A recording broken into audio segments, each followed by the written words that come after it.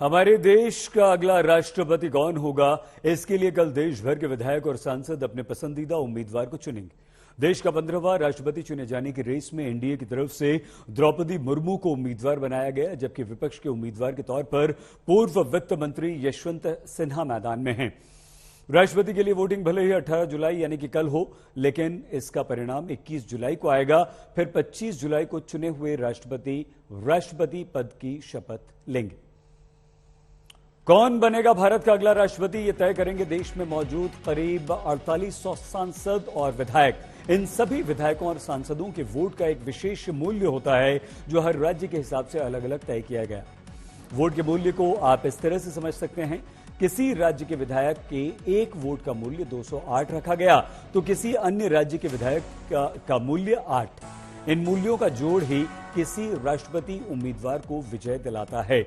उदाहरण के तौर पर उत्तर प्रदेश के एक विधायक के वोट का मूल्य 208 है, यानी कि यूपी के कुल 403 विधायकों के वोट का मूल्य हुआ 43 से ज्यादा। यहां 403 विधायकों के वोट का मूल्य 83,824 हो गया। और इसी तरह मिजोरम के एक विधायक के वोट का मूल्य है 8, यानी मिजोरम के कुल 40 विधायकों के वोट का कुल मूल्य होगा 320। तो इस तरह से देखा जाए तो हमारे देश में सांसदों और विधायकों के सभी वोटों का कुल मूल्य 10,86,431 है, जिसमें संसद में मौजूद 776 सांसदों के कुल वोट का मूल्य है 5,43,200 और देश के कुल 4,033 विधायकों के वोट का कुल मूल्य हुआ 5,43,231।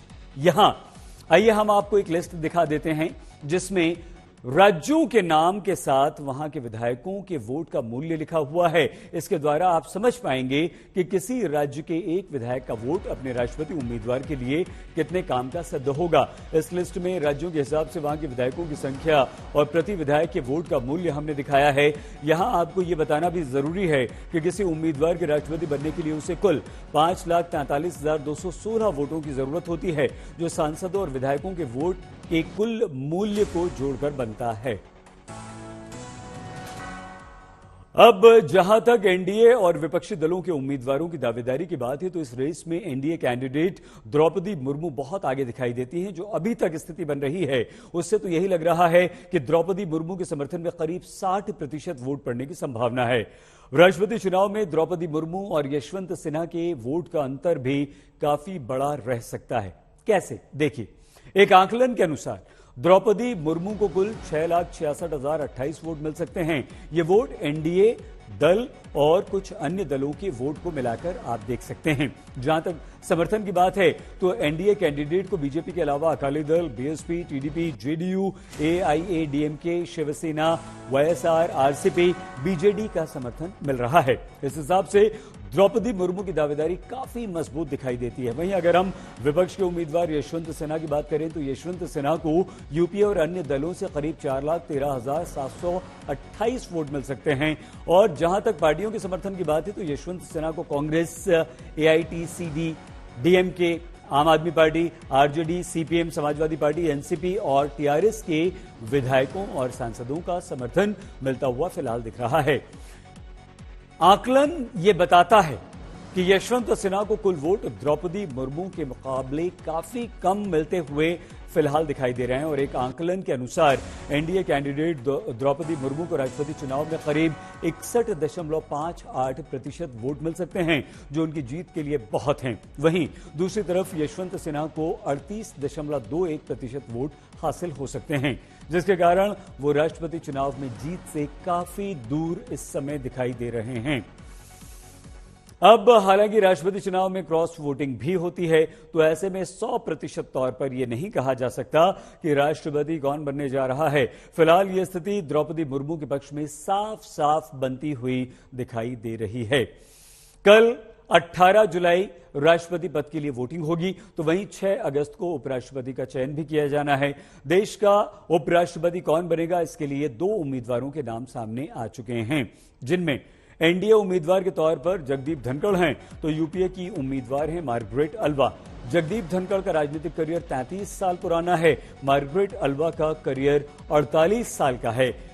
अलवा 4 राज्यों गुजरात, राजस्थान, गोवा और उत्तराखंड के राज्यपाल रह चुकी हैं, तो जगदीप धनखड़ पश्चिम बंगाल में 3 साल से राज्यपाल के पद पर बने हुए हैं।